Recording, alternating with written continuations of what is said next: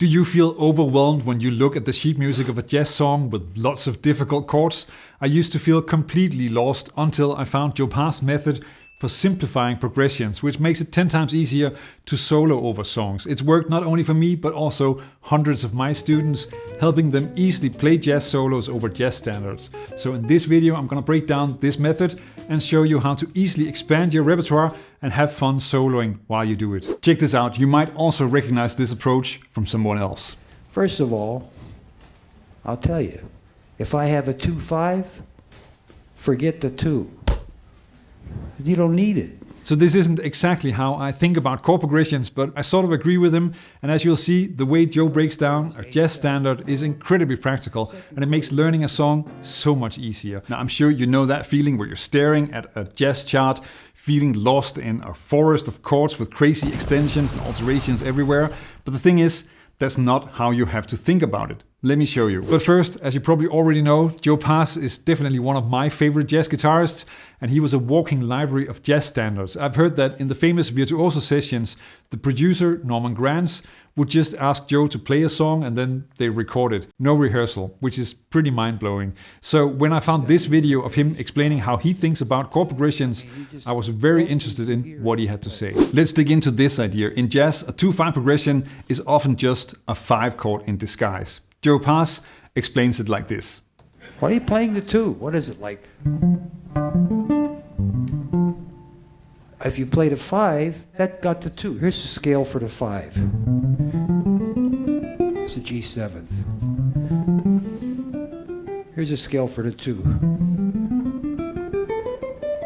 It's the same scale. Instead of thinking about 2 separate chords, you can just focus on the 5 chord. And Joe is not the only one who does this. Barry Harris teaches like this as well, as I hinted at the beginning of the video. And you'll find it all over bebop. In fact, you can even spot it in Charlie Parker solos like this one. Check out this phrase from Blues for Alice. On the bar labeled E-7 to A7, Parker hits a C sharp right on the first beat and continues with an A7 arpeggio. So that's A7, not E-7. He's thinking about the 5 chord, not the 2 chord.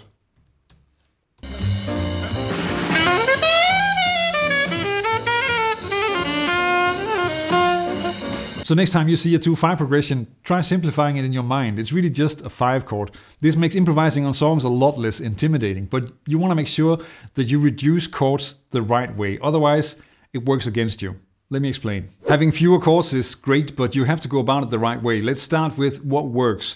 If you look at the chords for Charlie Parker's Confirmation, a bebop classic, the obvious advantage is that there are fewer chords to remember. If you take out the 2 chords, it's a lot easier because you go from this to this. Another advantage of reducing 2-5s is that the strongest movement in a 2-5-1 is that resolution from 5 to 1, and that's still there. So you keep the essence of what is going on, which means that the reduced progression will often still make sense as a chord progression. If you played a 5, that got the 2. Joe Pass puts it simply, the notes in the 2 and the 5 scales are exactly the same. And another way to see this, something that a teacher once told me, is that the 2 chord is really just sort of a fancy suspension of the 5 chord. For example, D-7 is like a G7 sus4 that got out of hand and became its own chord. But here's where I don't always agree with Joe Pass. Sometimes it actually makes more sense to keep the 2 chord and toss out the 5 chord instead. Let's look at what happens. In the last section, we reduced the chords in Confirmation and ended up with A7 moving to G7 and then G7 moving to F7. But here's the problem. When you string those together, you lose that strong 5-1 resolution that really makes the lines flow and drives the solo forward. Instead, it gets kind of weak and weird with A7 going to G7 and G7 to F7.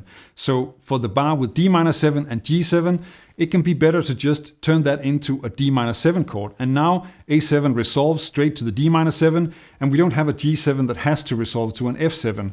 And if you check, you'll see that this actually matches what Charlie Parker plays in his solos as well. Here's the twist. While bebop players sometimes ignored chords, they also loved adding extra ones. So simplifying isn't the only trick in the book.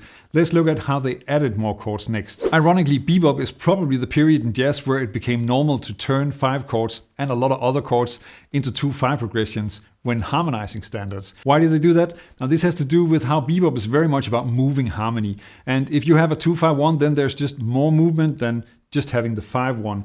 But keep in mind that they thought about a lot of those extra chords as embellishments and extra sounds, and not really a description of the actual harmony of the song. A good example of this could be the first 2 bars of Have You Met Miss Jones.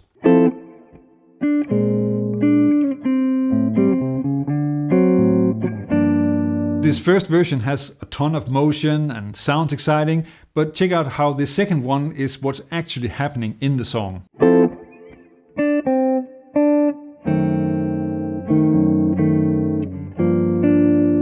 Here you might often solo over the second progression while the comping actually plays the first one.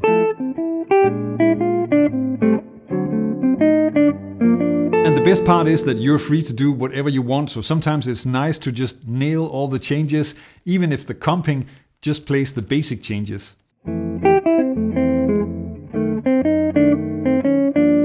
Joe Pass went even further than the 2/5. He reduced everything to 3 chord types, and that practical approach can also be very useful. Let's check it out. What if you only needed 3 types of chords to play any jazz standard? That is how Joe Pass thinks about songs. I mean, major, minor, or dominant.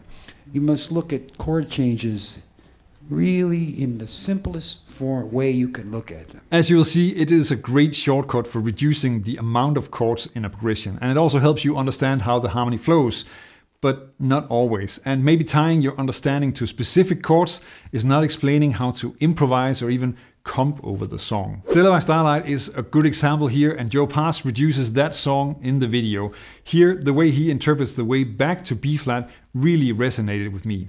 You know, like if I play Stella by Starlight in the key of B flat, the first chord is A7, second chord is F7, third chord is B flat 7, next chord is E flat, next chord is E flat minor, B flat. I'll get to how A flat 7 is really just E flat minor in a bit, but let's first look at the different dominant chords that he's talking about. So F7 is clearly the dominant in the key, which is B flat major, and you just hear that sound with a 9th and a 13th in the song, even if the original arrangement has a flat 13 if I remember correctly. Now this makes a ton of sense, and reducing C minor 7, F7 to F7 also works really well. But if you look at the A7 at the beginning of the song, that's not A7 as you would find in D major. There are a few things that give this away. The 2 chord is an E half diminished, not an E minor 7, and there's a B flat in the melody over the A7. So that chord is more like an A7 in D minor with a flat 9 and a flat 13. Now if you treat F7 and A7 the same, one of them is going to sound off. In general,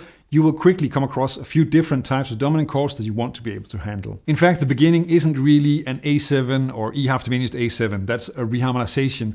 The chord is originally a diminished chord, what I usually describe as a sharp 4 diminished. But as you may or may not know, I tend to reduce chord progressions to functions rather than chords, because that also tells me how to play the chords or solo over the progression. The one thing that is clearly not included when you just throw away the 2 chord. Now Barry Harris has another way of explaining this type of dominant sound, where he tells you to play down the C7 scale to the 3rd of A. Essentially, that scale is D harmonic minor, which is the scale that gives you an A7 with a flat 9 and a flat 13. It is a very neat way to introduce the sound of the progression and also get the right extensions in there without having to start talking about harmonic minor and making things complicated. As I mentioned, I tend to think in functions when I'm looking at a chord progression. The downside is that you might need to learn a few extra names or concepts, which of course can be more work than just simplifying everything. But Joe Pass clearly learned in a very practical way by playing a ton of songs, while I also learned from theory lessons that I had already from the beginning of getting into jazz. Now let's talk about functions and why that A flat 7 is really E flat minor in Stella. The other thing that really resonated with me, and actually is the reason that I decided to make this video, is how Joe Pass described this section. Third chord is B flat 7. Next chord is E flat. Next chord is E flat minor. B flat. So he clearly hears that A flat 7 as a minor subdominant. So he turns the A flat 7 into a 4 minor chord, an E flat minor, and sees it like this. And that tells me that his ears think in functions as well. Now, a lot of the most beautiful harmony in jazz standards is about minor subdominant chords in major keys.